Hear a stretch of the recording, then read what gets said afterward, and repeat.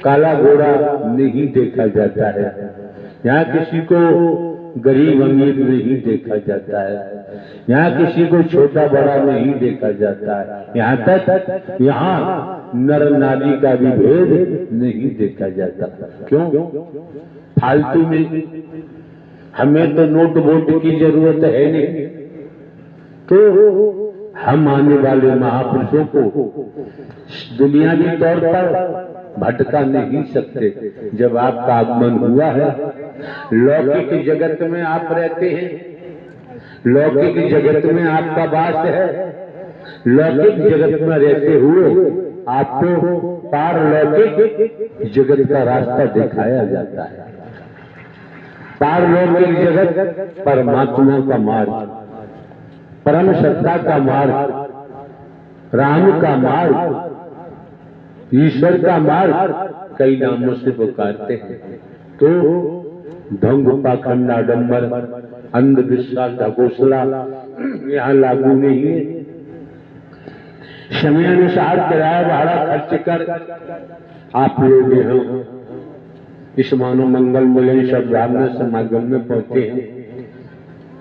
आपको जानकारी है, लगभग 1 वर्ष से हमारी मौजूदगी शहर ग्वालियर प्रांत मध्य प्रदेश में थी। बहुत मिलना जुलना कहना सुनना हुआ। हमने भी समझा कि उस क्षेत्र में तमाम महापुरुषों की रूहानी स्थिति तड़पते हैं, ब्रह की अग्नि लगती है, चैन नहीं पड़ता दर्शन के बगैर। तो हम भी एक हरकारा चौकीदार बनकर एक साधारण व्यक्ति के रूप में आप समस्त देवी स्वरूप देवता स्वरूप के आत्म देव का दर्शन करने के लिए पहुंचे। हम कोई विशेष होते, कोई खास होते तो विशेष जैसी व्यवस्थाएं होती, खास जैसी व्यवस्थाएं होती। हाँ, तो जो कुछ देख रहे हैं साधारणतया दिख रहा है, लेकिन यात्रा पारलौकिक जगत की है। इसको समझना नितांत आवश्यक है। क्यों? आज भी न समझे, एक एक शब्द को मन लगा के श्रवण नहीं किया, ठीक से श्रवण नहीं किया, तो आने का लाभ प्राप्त होना संभव नहीं होगा। मौके बार बार नहीं मिलते हैं, समय बार बार प्राप्त नहीं होता है। उपस्थित समस्त महापुरुषों का दायित्व बनता है कि अपने जीवन को सार्थक बनाने के लिए परम सत्ता परमात्मा आत्मिक लिप जोड़े, परमात्मा से नाता जोड़े। तो क्योंकि आप न नर है न नारी है। मैं कौन हूं, मैं आया कहां से हूं, मेरा रूप क्या है, मेरा स्वरूप क्या है, मुझे क्या करना चाहिए, मैं कर क्या रहा हूं। आपको सद्ज्ञान के द्वारा बोध कराया जाता है, जानकारी दी जाती है, सद संदेश आप तक पहुंचाया जाता है निःशुल्क, किसी प्रकार का शुल्क भी नहीं लिया जाता है। और परमात्मा को संसार में किसी से धन दौलत की जरूरत होती ही नहीं है। तो आप ये भी देखते हैं यहाँ किसी प्रकार का ढोंग पाखंड आडंबर अंधविश्वास भी नहीं होता है, भेद भी नहीं होता है। मौका मिला है, समय मिला है, आप लोग इस मानव मंगल मिलन सद्भावना समागम में पहुंचे हैं। जिस तरह से आप परिवार में रहते हैं, परिवार की देख रेख करते हैं, संभाल करते हैं, इसी तरह से भारत देश में रहते हैं। भारत देश के लिए भी कुछ जिम्मेदारियां हैं। भारत देश की संस्कृति क्या है, उसकी भी जिम्मेदारी है। सनातन धर्म का जिक्र आता है तो सनातन धर्म ये कभी सनातन धर्म को दुनिया में कोई क्षति नहीं पहुंचा सकता। ये सनातन धर्म कोई वस्तु नहीं है, कोई पदार्थ नहीं है। इसलिए हमें सत्य धर्म, सत्य सनातन धर्म का ख्याल रखना चाहिए। कब? मानवता को देखते हुए, मानव को गले लगाते हुए, टूटी हुई मानवता को जोड़ते हुए, बिखरी हुई मानवता को इकट्ठा करते हुए पहले अपनी पहचान कर लो कि मैं कौन हूं, मैं आया कहां से हूं, मेरा रूप क्या है, मेरा स्वरूप क्या है, मुझे क्या करना चाहिए, मैं कर क्या रहा। स्वयं को जान लो। ईश्वरान से जीव अविनाशी, आप तो परमात्मा के नूर हैं तो संसार के हर भेद से बच सकते हो।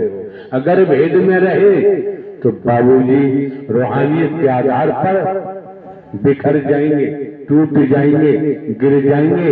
ये मानवी चोला कभी सार्थक होने वाला नहीं। एक शब्द ही काफी होता है, 6 घंटे चिल्लाने की जरूरत नहीं पड़ती है, भूमिका बनाने की आवश्यकता नहीं पड़ती है।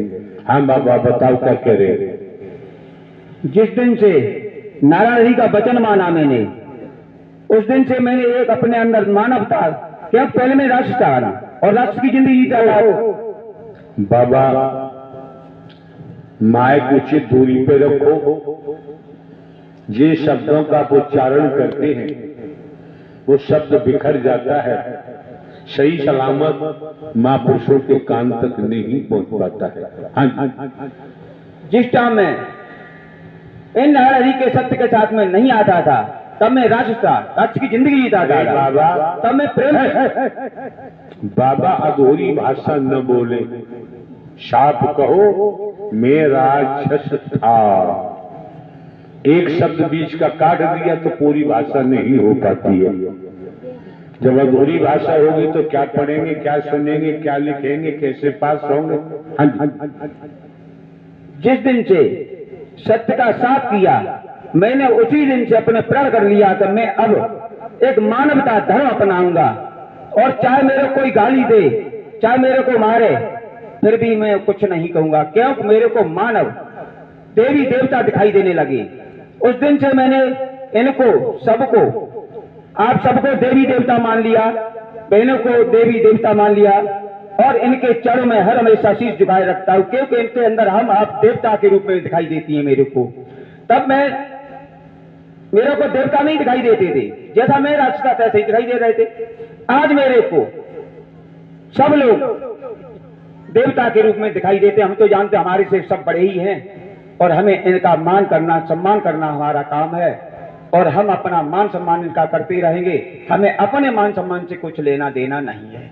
क्यों कि हमें अब जब रास्ता नारायण जी ने दे दिया है, हमें सबसे बड़ा बाबा जो बात कहने की है उस बात को कहना नितांत आवश्यक होता है। फिजूल में समय बर्बाद नहीं करना चाहिए। आपको ये सद संदेश अपना खुद का महापुरुषों तक पहुंचाना चाहिए कि मैं कितना गिरा हुआ था, कितना मैं निकृष्ट था, तमाम प्रकार के व्यसनों में डूबा हुआ था, विलासताओं में डूबा हुआ था, तंत्र विद्या का मैं धनी था। तब मेरी रोम रोम की स्थिति एक आश्चर्य प्रवृत्ति की थी। किसी को मैं समझता नहीं था। जब मेरी सासू जी ने मनोमंडल मिलन सद्भावना समागम में जाने के लिए कहा, तब मेरा आगमन इस मानव मंगल मिलन सद्भावना समागम में हुआ। यहाँ पहुंचकर मैंने अपनी तांत्रिक विद्या की सारी शक्तियां शाकर हरि पे छोड़ दी। मारने के लिए छोड़ी थी। जी प्रभु। क्या? तांत्रिक जितनी हम शक्तियां जानते थे सारी शक्तियां आपके ऊपर प्रहार करने का ना मारने के लिए। क्यों? तो मैं अब से छोटा तांत्रिक सम्राट था। मैं ये सोच रहा हूँ। अरे सुन रहे बाबा क्या कह रहे हैं? जितनी तांत्रिक शक्तियां थी इन्होंने हमको मारने के लिए छोड़ दी। फिर शक्तियों का क्या हुआ? जितनी हम जानते थे वो सारी इन्हीं नारायण हरि में चली गई। मेरे को कुछ नहीं दिखाई दिया। और जब दिखाई दिए थे ये नारायण हरि, मेरे को चक्र दिखाई दिया। और इनका रूप हमने आज दिन तक यही नहीं देख पाया, कभी यही नहीं कर पाया। कभी बाल अवस्था में, कभी वृद्ध अवस्था में, कभी जवान अवस्था में, आज दिन तक मैंने निश्चित ही नहीं कर पाया। क्यों?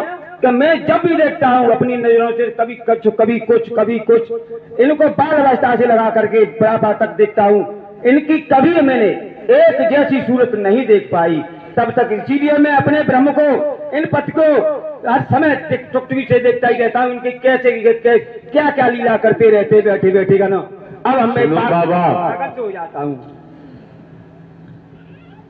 ब्रह्म जाने आप जाने, ये मानो मंगल मिलन सद्भावना समागम नारायण साकार हरि परमात्मा जो ब्रह्मांड के रचयिता है हरि नारायण, ब्रह्मांड का संचालन करते हैं। समय आने पर संहार भी करते हैं। धरती जल अग्नि सूरज चांद सितारे जीव वायु आकाश की रचना की और सबसे खास बात खुद समझे हम आप। एक बूंद पानी माता के गर्भाशय में पहुंचा और 9 माह के अंदर आपके शरीर की रचना माता के उदर में हो गई। माता के उदर में न कोई वैज्ञानिक बैठा दिखाई देता है। माता के उदर में न कोई सर्जन डॉक्टर बैठा दिखाई देता है। एक बूंद से आपके शरीर की रचना माता के पेट में हुई। शरीर के बाहर के अंग देखो, अंदर क्या क्या बना दिया है जो हम कल्पना भी नहीं कर सकते। जिन्होंने ब्रह्मांड की रचना की है यही प्रभु परमात्मा थे, हैं और रहेंगे। बाकी जन्म लेने वाला मरने वाला बाबूजी कभी परमात्मा हो ही नहीं सकता। और जो ब्रह्मांड के रचयिता है, ब्रह्मांड का संचालन करते हैं, उनके अलावा कोई दूसरा परमात्मा नहीं हो सकता। करीब 25 साल से हम लगातार ये मानवता की सेवा निःशुल्क मानव को जोड़ना, बिखरी हुई मानवता को इकट्ठा करना, सद्ज्ञान देकर परमात्मा को खोजो न खोजो आप जाने, लेकिन स्वयं को खोजो। मैं कौन हूं, मैं आया कहां से हूं, मेरा रूप क्या है, मेरा स्वरूप क्या है, मुझे क्या करना चाहिए, मैं कर क्या रहा हूं। जब स्वयं को देख लोगे, स्वयं को समझ जाओगे, ईश्वर अंश जीव अविनाशी मैं परमात्मा का नूर हूं, तो संसार के जो व्यसन है, बुराइयां हैं, इनसे हमारा बचाव होना शुरू हो जाता है। अरे हम जीवन यापन के लिए खेती बाड़ी नौकरी करते हैं, व्यापार करते हैं, परिवार में रहते हैं और एक घड़ी आधी में पुनिहार तुलसी संगत सत्य की हरे कोट। संत बाबा तुलसीदास जी ने कितने स्वर्ण निर्मित अक्षरों में लिखा है। पूरा जीवन गया और कह दिया 1 घंटा नहीं तो आधा घंटा देखो, पौन घंटा देखो, कुछ नहीं तो चौथाई देखो, आधी में पनिहार, चौथाई देखो। अपने जीवन को दुनिया में रहते हुए पारलौकिक मार्ग पे जाने का प्रयास करो तो जीवन धन्य हो सकता है। अन्यथा राजा रहे न रंग, बली रहे न औलिया, संतरी रहे न मंत्री, अधिकारी रहे न कर्मचारी,